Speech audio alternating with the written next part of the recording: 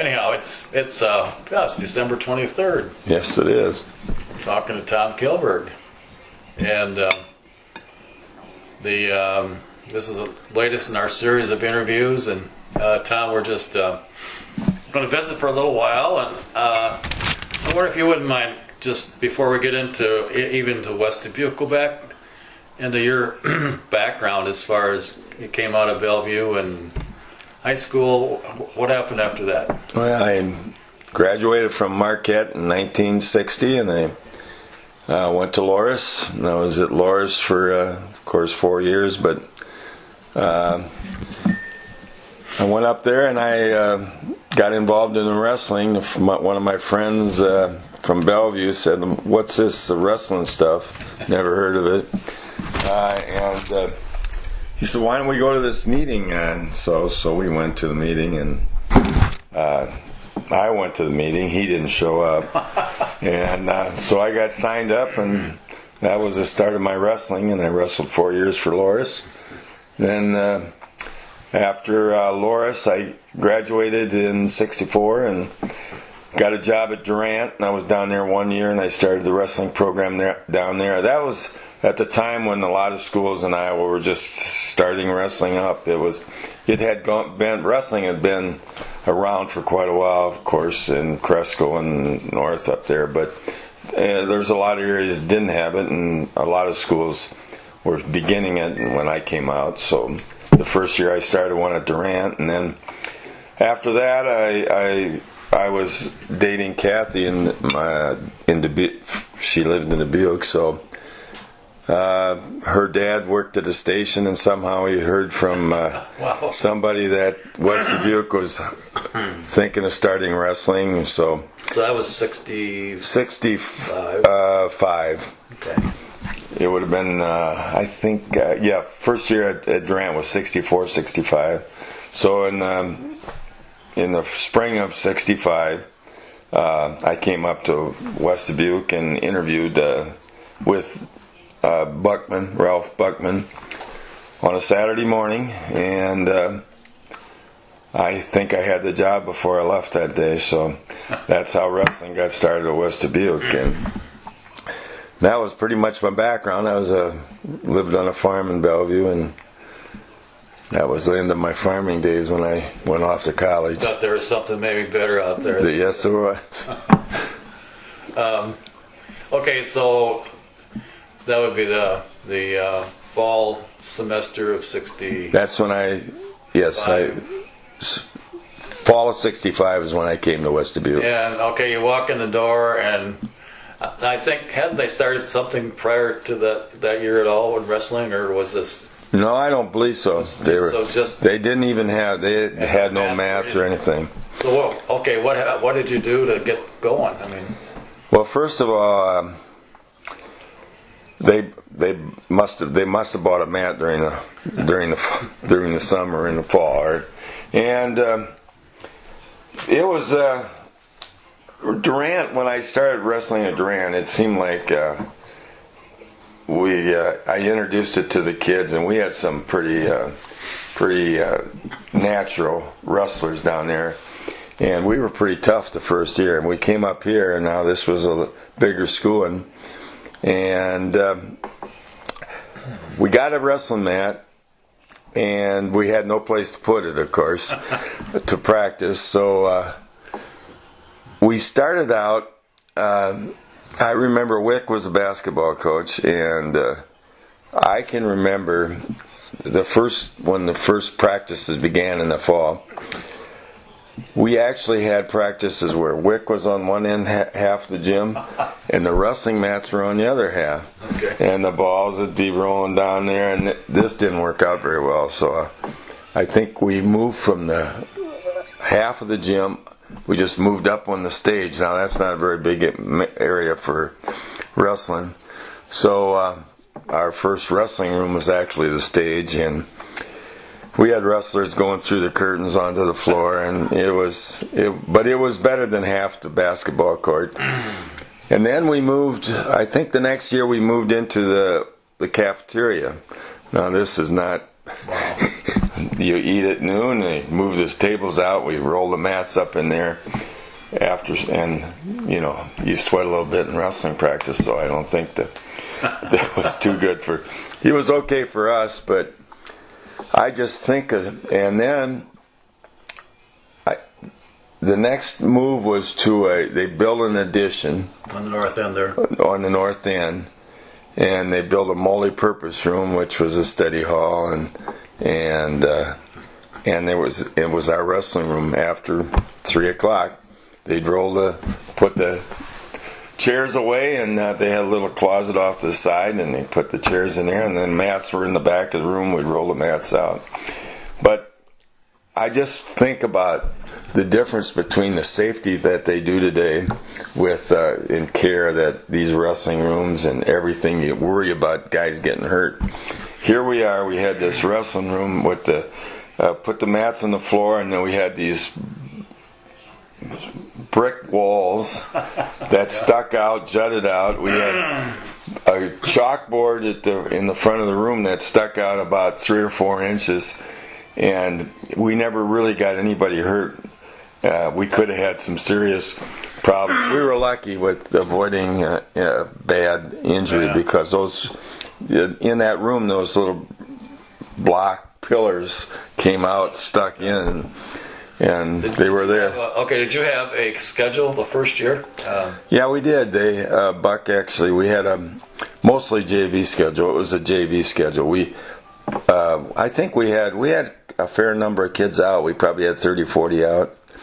And we wrestled JV teams. We won 2 the first year. We beat Monticello's JVs, and there may have been some varsity teams on that schedule, but I don't remember exactly which ones they were. But unlike Durant the year before, we were 7-7, and we were wrestling mostly varsity teams. So this was a little different, but. Yeah. It took a little slower to get it started at West Dubuque, but it ended up pretty good, because there's a wrestling community right now, and it grew, and from pretty much scratch to nothing. From nothing, and but we had some good kids to start with. The McCarthys, Adam McCarthy was on one of the first team, Tom, and in our second year we had a guy go to state in Dan Lenhoff. It was the start of the Gattos. There was Neil Gatto was on that first group of guys, and that was just the beginning of a long group of Gattos.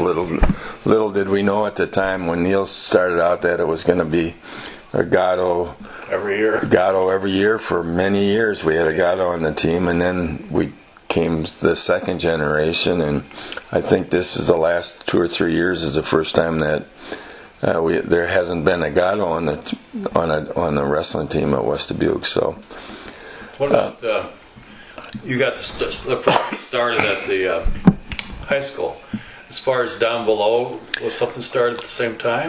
No, really not. And it took a year or two. Then we started doing some junior high stuff, and it was some of the first. Steve Rutz. Steve Rutz was in the elementary, junior high level, and he's the one that really got it going. I would say that would have been. Maybe 2 or 3 years before we got Steve Rutz kind of took it over, and that'd be like a late 60s or. It would have been the late 60s, right? Because I remember one of the first guys on this junior high team was the McCarthy. Some of the McCarthys, Bob McCarthy, a brother to Tom. So when he was Bob and Bill. And I remember those guys because Steve Rutz started taking them to these youth tournaments, and I remember he took a group of, I think Steve might have been from the Harlan area. Yeah. And so he took a group out to the Harlan tournament. That was a big weekend for them because that's a pretty long trip. So that's the first first one I remember were, and the McCarthy boys in that group he took out did pretty well, and that ended up to be a pretty powerful group when they got to high school. Okay. So that it was 2 years before we had, I'd say at least 2 years before they got something going up there, and Steve was the one that really got the junior high program going, and that was important for what was coming down the road, because in the early 70s and stuff we were real tough for quite a few years. So now we're going into the 70s. So you're still in that practice room up in the north end. I think we were in The addition was made. We were whenever the addition was. That's when we moved. 79. We were on the stage for a year or two, and then we went to the cafeteria for a while. But we were in the cafeteria. I remember practicing there when we began our big rivalries with Beckman. When that became a big rivalry, because Beckman started wrestling shortly after we did. And I can remember we were still practicing in the cafeteria when some of these first big matches with Beckman started. I remember I think the first year I came was the year that addition was made on the west end, where we got that multi-purpose room, or the next to the ag shop, and down there, okay, music room and those other classrooms. And so you guys were. What year was that? That was like 78, 79. Right. Because I know in 76 we were still in the we were in there quite a few years. Okay. In that multi-purpose room. Okay. And then that was big when they, in 79, if you say it was 79, when that addition on the southwest side was put on, and we got this big room where we could put two mats, or no, not really two mats. One and a quarter, or one and a third, and we thought it was big. Stuff on the we walls. had walls, padding on the sides, so we managed to survive without getting anybody hurt for quite a few years. And then we got into that room, and that was definitely an upgrade. Then we had the little carts that you put the mat on to take from the practice room up to the gym for the matches. Oh yeah, we used to haul them on the carts. Yeah, things have changed since then. The biggest thing is, as soon as that new wrestling room, as soon as the wrestling season got over, that was the weight room so we'd take the mats out, we'd haul the universal weight machine and all the weights down to the room from on the stage, or there was a little closet we kept them in, and we'd have to break this universal down to get it through the doors, and it was a whole day to do this with. We used phys ed kids to help haul. It was a pain, but we survived. Yeah. Well, that was then the mats.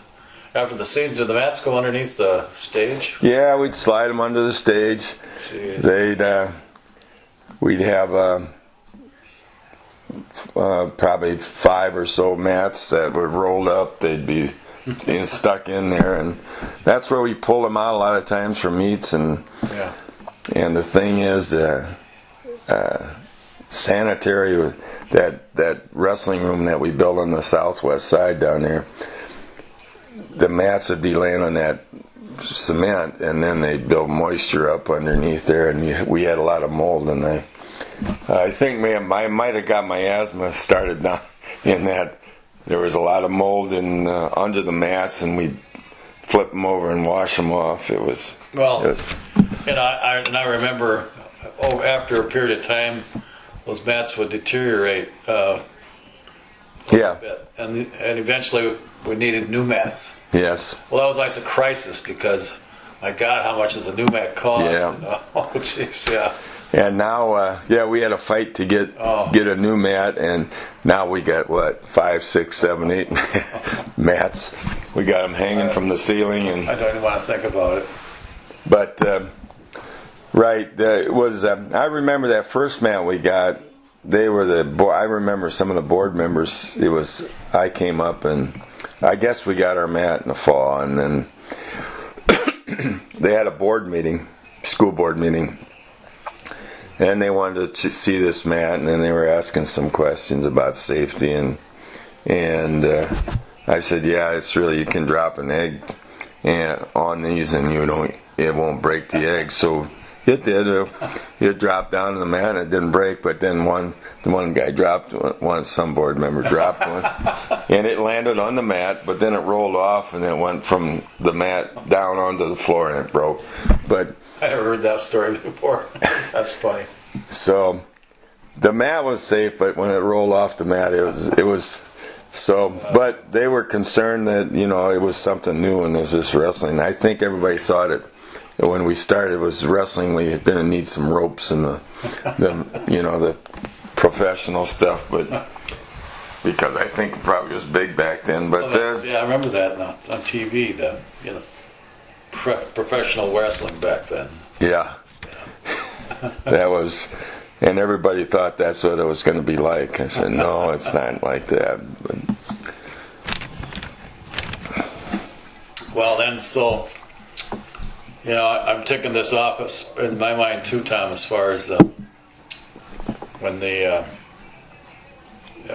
addition was made, so that you got the wrestling room there. And then so it takes us into the early 80s. But you also did football. We started football at West Dubuque in the early 70s, maybe 71. We started on a program where we had freshmen one year, then freshmen, sophomores, and then we went to the varsity. So I got in the first year. Steve Finley and Don Hermson were mainly the ones that did some of the research on the football and stuff, and so they coached the first freshman team. I think I was still doing I did girls softball in the fall, so I was still doing that. But then the next year, they were going to move them up to play sophomore level, and then there was going to be another freshman group. And then Coach McCready and I got into as coaches of that freshman team. So. And then the next year, they hired Jim Kilbreth, and he was the head coach. And so now we had freshman level, sophomore level, and varsity level. And these kids, I guess the sophomores would have been juniors, but the seniors had never played football before. But there was seniors came out and played. It was a funny thing right before. We had big kids at West Dubuque, and we were always saying, God, if we had football. They were big and fast. I remember Herb Bastian, who was about 190 pounds and was really good in track, one of the fastest guys still at West Dubuque. If he would have been a football player, he would have been awesome. But he graduated, but that first year, then I think, I don't know if they won any games of varsity, but they were kind of competitive. And then gradually after that, I'm not sure when the first year was. I think my first group was Henry Waxter, would have been a freshman, and it was a terrific group of players. Yeah. And they ended up being very good on the varsity level later on. But so then I moved up to sophomore level eventually there, and so it was you and McCready moved up. Yeah. Okay. And I think I think Jim wanted us to stay with the group that we started, and we were going to flip-flop back and forth. But if you coach a freshman, you'd coach them as sophomores the next year, and then you'd go back. But once McCready and I got up to the varsity or sophomore level, we stayed there, and we stayed there for quite a few years until probably 81 when I was the head coach. Jim's illness. Finally, he had to resign. Right.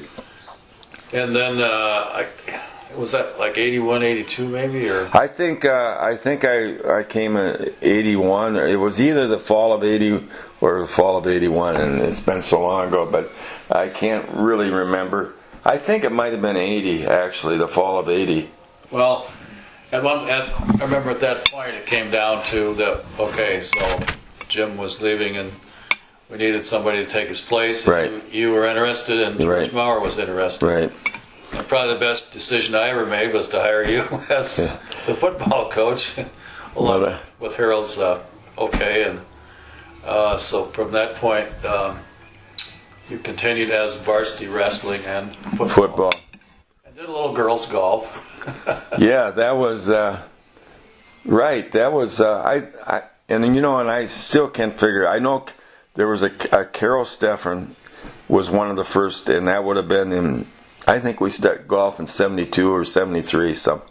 And I kept with the girls golf until this year is my first year I'm out of it. So, so it was 40 some years and of girls golf. And yeah, and in fact in 80 was we had good golfers up until about 1980. But then all of a sudden we got a group of girls come in that actually played golf all year long, like Amy Harris and the O'Hara girls and Hinchin and the Whiterts. Yeah. And we qualified for state when these girls were real young, like freshmen, O'Hara and Amy Harris. And I remember going. I went on that trip with. You went down to Ottumwa, right? Yeah. And we qualified for state as a team for 3 years in a row. Then when they were seniors, we didn't make it, but Amy qualified, so we were. So that was the golf, and we've been pretty successful in girls golf from that point on. I think we got like 15 or so conference championships at West Dubuque, and we had a stretch there where we were kind of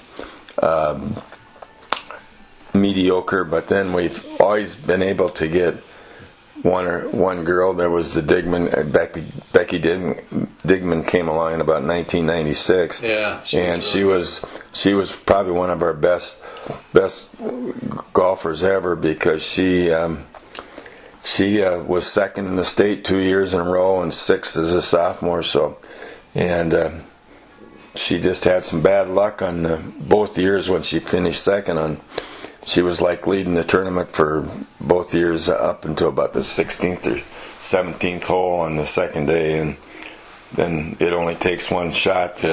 And both years it happened. She lost a couple strokes on one hole, and that was what she got beat by, one or two. And anyway. And then the last in girls golf, we had Allie Daly here and Rochelle Beardsley. Yeah. So we had about 7 years of excellent, some of the best in the state as individuals, and we went to state as a team 2 or 3 times in the 2000s there. And now, didn't your girls, did they go to state ever? We were competitive. We were always, but that's when we had to compete with Senior and Wallert, and we'd always be second to one of those. And it seemed like when Wallert would be down, then Senior'd be good. And we were kind of like always second for quite a few years to those teams. Then Hempstead was very good for a while, so. Yeah. And we'd be second to them. But what are your okay? So backing up again a little bit with football. So you took over the varsity job, and what memories do you have of those years in the '80s? I mean, they were not as great as the ones going up after that, but well, we started we started out pretty competitive, and then we actually qualified for the state, got to the playoffs in 84, 85, right. And it was with I remember because Kirk was a junior, and we had like Brad Hine, and we had pretty good group of kids get together. Knutson boys were The playing. Knutson, Chad, and Chris. And this is the thing. At that time, we were not in a conference, and there was no districts, and you played to get in the playoffs. You had to earn points, and you earned so many points by beating a team that was over 500. You got so many points if you extra points if you beat a team that was a class above you. There was classes, and we were an independent out here, and we had a hard time getting teams to play. And if they did want to play us, they're probably pretty good because we weren't too bad, and teams that weren't our caliber or so would not kind of didn't want to play us. So we had a lot of 4A, 5A, whatever the class above us was. Yeah. We had Waterloo East, Dubuque Senior. We played East Waterloo. Yep, and then we played Prairie du Chien and Platteville, and Platteville was winning state championships. So we had one of the toughest schedules that you could, and we had to beat East Waterloo the last game of the year. I remember the year our first year in, which it's either 84 or 85. Yeah. And we beat them up at Buckman Field and Field goal. with a field goal, right? And I remember Waterloo East wasn't real happy about getting beat because they kind of like destroyed our locker room afterwards. Remember that? Yeah. It was, and it was, our locker room destroyed. I think they took care of it though. Wasn't much you could do with the locker room anyway. No. I think there was mud on the walls and yeah. So that was our first trip to the dome, and our first game in the playoffs was with Waterloo Columbus, and we had a touchdown call back that would have won the game for us, but we never got it in again, and Columbus beat us, but Columbus ended up getting in the final, so we got beat by a good team in the first round, and then we hit a little down spell there where we were actually pretty pathetic for about 2 or 3 years. That was 2 years. That was when you had the extra conferences in Harold's office. Oh yeah. And you know what? Here's the thing: that group of kids that came through were not as gifted as what we'd been. And when we had some quality kids there for a few years, and that schedule we could compete, but that schedule was way too tough for the next two classes that went through. And they played their hearts out, and they played a lot of games pretty close, but we got killed a lot of times. But they gave everything they have. They were a group of kids that were give you everything they had, but when the moment was there, but most of them weren't getting prepared. Like they had other things to do besides the weight room, and they were just. But I remember one of those games we had homecoming, and we were playing Cedar Rapids LaSalle, and they were like ranked number 2 in the state, and I think they were state champs or the year before. Was it LaSalle or Regis? It was LaSalle then. We played Regis later. Yeah, or before, I think. Jesus, they were good. Wow. But LaSalle was good too, and we were playing them in homecoming, and this group of kids battled with them, and we got into overtime with them, and we got beat in overtime by 2, and that was the hardest I think that group of kids ever played, and they left it all out in the field, and but it was a valiant effort too. That was one of the let's say.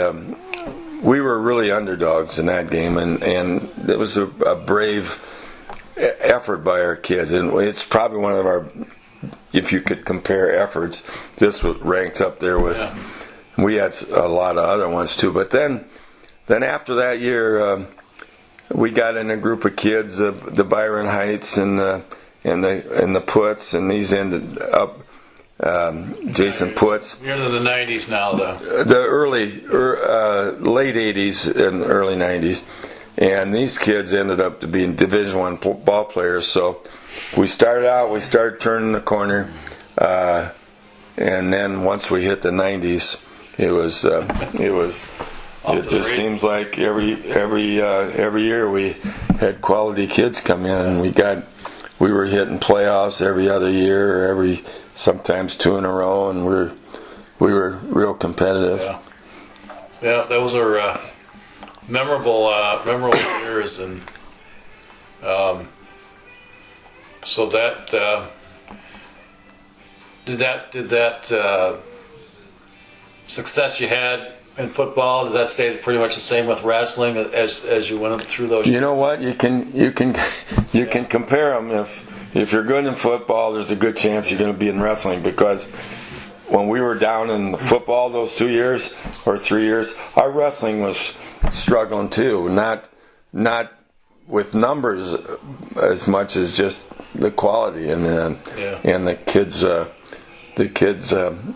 I'm not saying they didn't give an effort. They gave a good effort, but there's a difference in ability levels, and the effort was there, but the ability wasn't.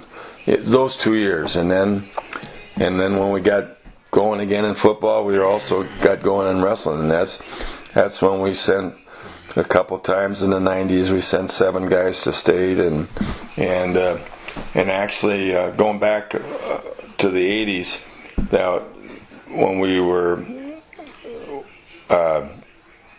we had that year we went to the playoffs in football in 80 or 84. That was our first state champion was right in with that group of kids in Mike Schemmel in wrestling. So that there is a comparison between if you're good in wrestling and you're probably going to be good in football, and that's carried on all the way through. Yeah. I remember I was there. For some reason I went along that year. Yes, you did. And Mike won it. And that was a memorable moment. Yep, and it was, I think we drove back that night from the state tournament, and then that's when you said, God, this is pretty late. We shouldn't be doing this. So from that point on, we'd stay over the night after the state finals instead of driving back. But yeah, Mike was dominating in that tournament. I think he had either pins or big major decisions. So that was our first state champion, and there's only been one since. So it's not easy to be a state champion, and I think maybe we got a chance with we got a kid that can be he's good enough to be a state champion. Either he's only a sophomore, but he competes with the big boys right now. So,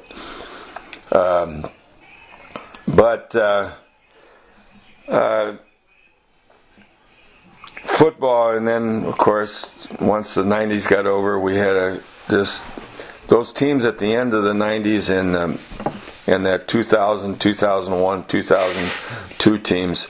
They were some quality football teams because we had quality athletes. That's as good as it got, I think. Yeah, we had size, we had speed, we had everything. We'd walk out in the field, and we had big guys, but we weren't short and big. We were 6'6", 6'7". It looked like a college team walking out because of their length, and we just didn't have one of those. We had a whole herd of them. We had a lot, and it was fun to coach. They worked hard, and a lot of times you work hard and you don't get anything. But these kids worked hard, and they got rewarded for it. Yeah. Well, so you guys won it in 01, but I think the year before was really pretty much the same group of guys, but a good team. I don't remember how it wind up that year. We got beaten in the semis by a touchdown. Otherwise, we could have. Yeah. And you know, we had some of those kids that were in the semis that next spring. They ended up being on a team that won the state in basketball. Right. Yeah, guys like Kelchin and Hageman, and they were seniors that year, and that was the team that was the most impressive physically looking out there. Yeah, but then what happened is the next year we had there was a lot of juniors involved in that 2000 group, and along came a group of sophomores from the year before. They were juniors now, and they were good. They blended in. Those two groups just meshed together. We had Mike Elgin was on the 2000 team, and then of course he was one of the seniors on the 2001 team that won it. So we had good quality kids on that team. Plus we had great leaders. Like Mike was a good leader, and then the sophomores that were coming up, the juniors, we had some quality kids on that, like our quarterback Jay Lehman, yeah. And there was a Birds involved in that, and so they came together, and they were a good team, and we got beat one game that year, and that was at Marion earlier in the year, and I think that was the thing that turned them around. They didn't like the feeling of that loss, and they never got beat the rest of the year. The thing I remember toward the end of the year was with the playoffs, and so it came down to you guys were playing Harlan in the championship game, Right. And so the Friday before, you guys always got together up at the Country Inn for breakfast, and I was still coming. That was my first year of retirement, but I came over for the breakfast, and everybody was sitting there talking about the game, and you were worried about this kid from Worthington, if he was going to play or not. Feldman. Oh, yeah. And he wound up playing, but he's the guy that made the interception. Right. He got an interception at the end. Because he wasn't looking real great at that point. Yeah, he was. Was he hurt or something? Something happened. Yeah. Yeah, I remember. And I remember that.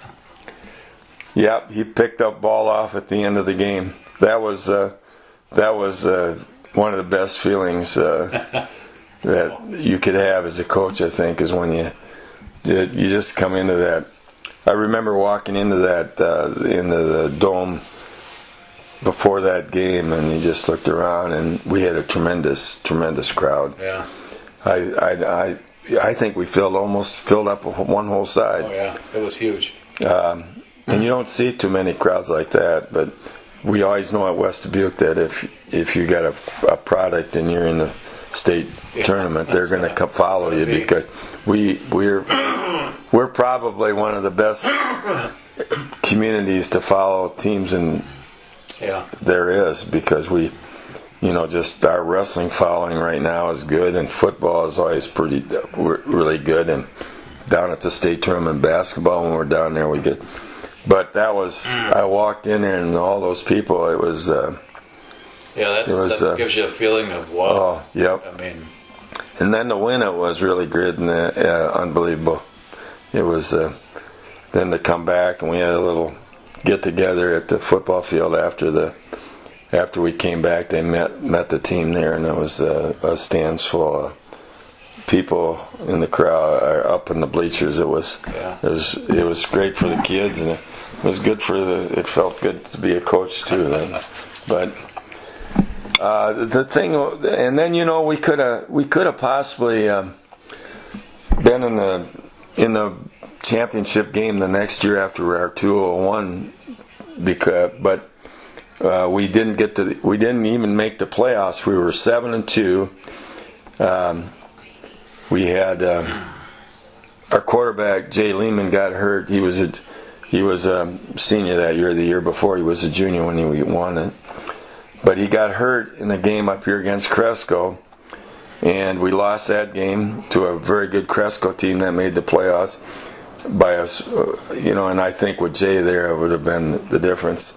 And then we got beat by Olwine, a team that was I had a Division I quarterback in Sanders that went to UNI, but they beat us again in a close game up at Olwine.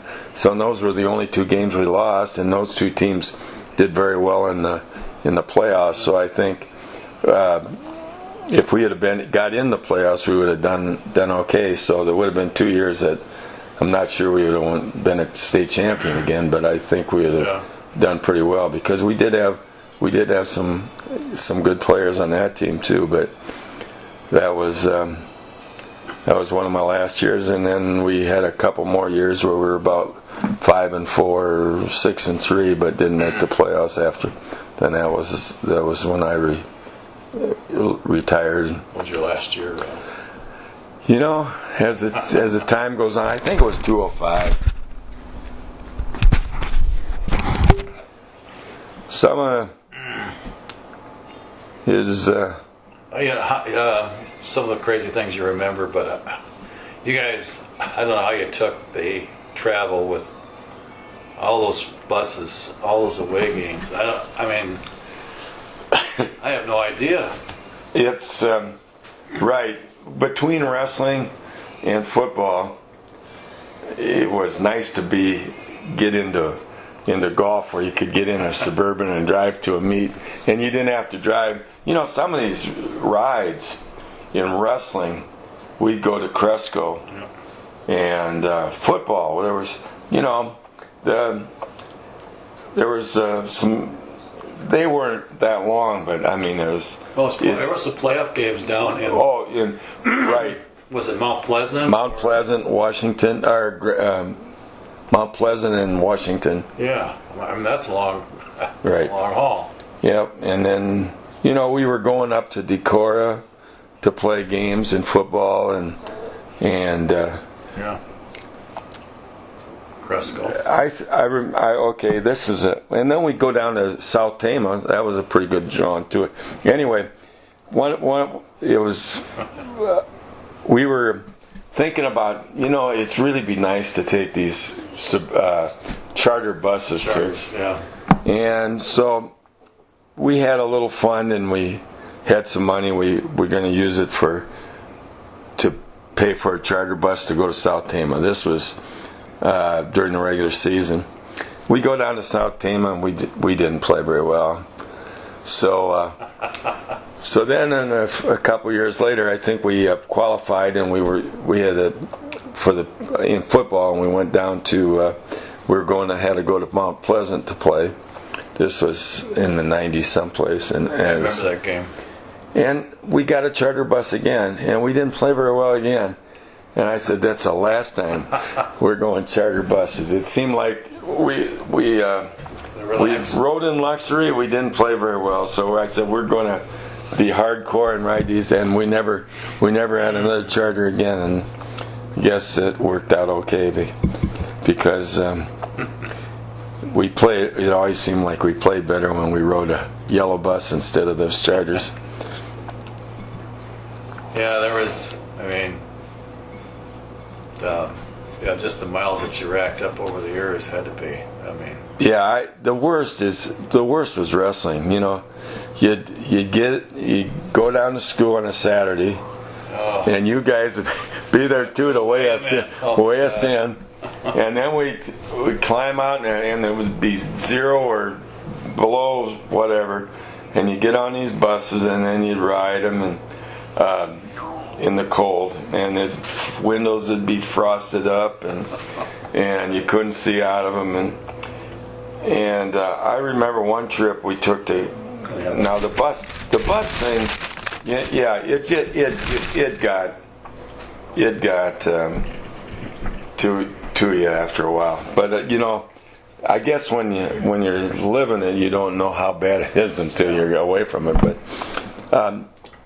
I remember one of the trips we took in wrestling. It was at Cresco, and it was a cold and bad winter. So we decided to take Suburbans up. So we took 2 Suburbans, and it was nasty out, and we got up to Cresco, and it started snowing, and it was like way below zero. It was, and the wind was blowing, and we couldn't get out of Cresco. They said the highway patrol station leave, so we spent the night on sleeping on hard. It was. I think the wind chill was something like 30, 40 below, or worse. It seemed like it anyway. So we slept in the gym on the hard mats, and there was other schools that didn't go either. And then the next morning they said, if you're going to get out of here, that right now it seems like a little window there. So we took off, and our cars were in a shop because the Suburbans. So we got up and we took off at 8 or 9, and we were going down the road, and we're going on the other side of the road to get around drifts, and then we started having trouble with our vans weren't running. They found out that we stopped. We had a lot of parents that were in this caravan too that the snow was blowing up into the engine area, and there was just ice built around, so we had to chip that off, and then we got home. Anyway, we came home, and it was snowed here too, and we never had school the whole next week. This was on a Saturday. We come home on Sunday. They didn't have school on Monday, Tuesday, Wednesday, Thursday. I think we had school on Friday, but that was one of the more. I remember that time. More memorial. Remember that trip? It was. Remember you guys calling back and saying we're staying. Yeah. It was. That was bad. Bus trips. Yeah, you're right. They were something that you don't miss. No. The last few years of football, I would maybe the last 5 or 10. We'd haul our equipment to the games in a Suburban, and that was the head coach's job to drive that Suburban with stat people. Yeah.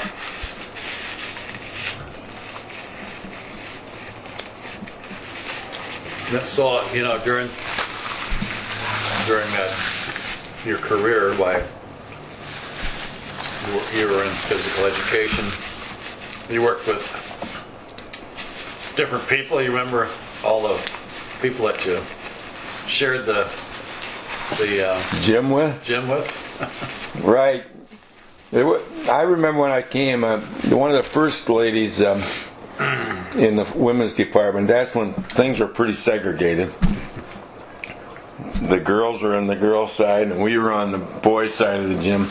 But a lady by the name of Mrs. Lampman, a very nice lady, and I was a young guy, and she was probably 40s to 50s, and so I was 22 or whatever. And she was very, very calm lady, and she was the first lady I worked with in phys ed, and then the next year, or down the road, she wasn't there too many years, 2 or 3 years, and then there was Nikki Ray, and I was with her for quite a while, and she was also very nice. There might have been somebody before that. There was a Bockenstead girl, but I think she might have been after. Anyway, but that was the women, and then of course Julie Westerkamp, who I was with the most years, and I was very lucky to work with some great people in phys ed throughout the year. But there were some guys, as we got a bigger school, we needed more phys ed teachers. So one of them, we used to have a lot of them do part phys ed and other classes, but guys like I think did Jim McCarthy do phys ed? Maybe not. And there was Hermie did, along with driver's ed, he would do some phys ed. Yeah, Dank. Dankert But the craziest guy I worked with was a guy by the name of Chuck Bailey. I mean, this guy was he would do anything, and I mean we used to have Chuck would like to get some kids going, and I remember water fights in the locker room where he'd get some kids going, and then he'd have just get them going, and the water would. I remember one kid trying to get Chuck wet, so Chuck barricades him, came into the coach's room, shut the door, and then this kid got a bucket of water and kind of just tipped it over, and it came underneath the door. So then that was something that he was always up to no good, but it made it kind of fun to. You never knew what he was going to do, but if you watch the Iowa State basketball games, the camera pans over. He's right there in the middle of the bench. Yeah, I heard. Yeah, every game. He keeps shot clock. Yep. Wow. Yeah, I always look for him. I try to look for him, and they zoom by that. But if there's a coach gets up there and talks, yeah, he was a character. He added some excitement to the area. He did. But phys ed has developed from we went through stages. It was a lot of games at first, and then we went into this lifelong activities, and it's evolved through, and now actually it's just fitness mainly. They're either in the weight rooms or they do a lot of activities, that the walking and the running, and just to stay in shape. And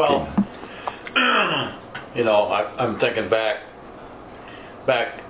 those years. I don't think the attitude ever was what it should have been as far as the amount of attention given to the kids to teach them life skills, which they could, watch their fitness and watch their weight, right, and everything else that goes with it. There should have been a lot more attention paid to that during that period. Now we're learning that, but it's still difficult to translate it to the amount of staff available for phys ed, how many minutes the kids have, and that sort of thing.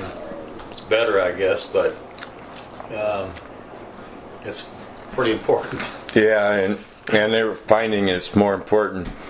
They used to just, if you got to do this, just forget phys ed, or let's cut that down and you go take that class or whatever.